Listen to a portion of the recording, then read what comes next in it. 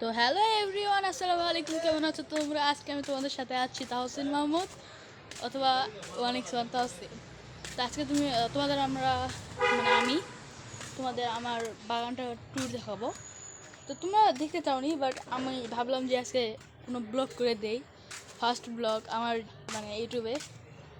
তো তোমাদের সাথে আজকে আমি শেয়ার করবো আমার ছাদ বাগানটা। তো গাইস, শুরু করি এদিকে আমি কয়েকদিন আগে, ধরতে গেলে 1 সপ্তাহ বা 2 সপ্তাহ আগে এই জায়গায় পেঁয়াজ লাগাইছিলাম। তো এটা খাইছি, পাতা খাওয়া হয়, পাতা হচ্ছে আলু দিয়ে ভর্তা করে খাওয়া হয়।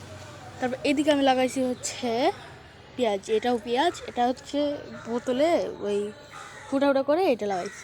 আর এদিকে লাগাইছি হচ্ছে রসুনের কোয়াগুলো লাগালে হয়।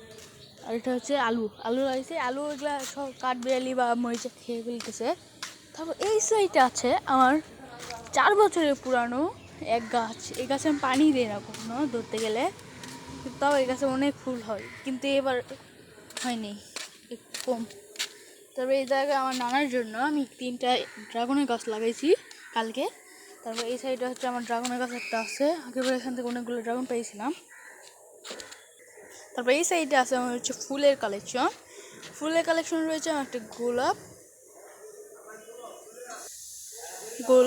তারপর এই সাইডে আরেকটা রয়েছে গোলাপ। তারপরে হচ্ছে এই সাইডে আরও গোলাপ হচ্ছে। কাঠবিড়ালির এত উৎপাত আর মুরগির এত উৎপাত দেখে আমি খাঁচার ভিতরে রেখেছিলাম, পেঁয়াজের গাছগুলো খেয়ে ফেলেছে সব। ওই সাইডে আছে রসুনের গাছ।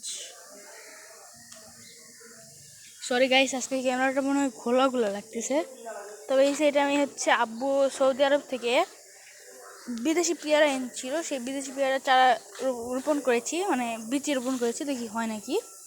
এই সাইডে একটা বড়ই গাছ আছে, এই সাইডে জবা গাছ আছে, জবা ফুল ফুটেছিল, তুলে ফেলেছি। এই সাইডে একটা গাছ, গোলাপের গাছ।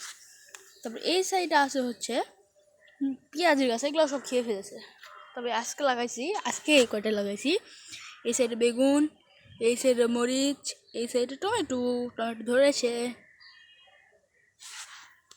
তারপর এই সাইডে লাগাইছি আমি হচ্ছে রসুন, আর এই সাইডে হচ্ছে পেঁয়াজ, আর এই সাইডে হচ্ছে মরিচের গাছ লাগাইছি। এইগুলো উপর দিয়ে দিয়েছি কারণ অনেক উৎপাত কাঠবিড়ালির। তবে এই সাইডে আজকে হচ্ছে ছিটাইছি একের গাছ, লাল শাকের বিচি ছিটাইছি এটাকে।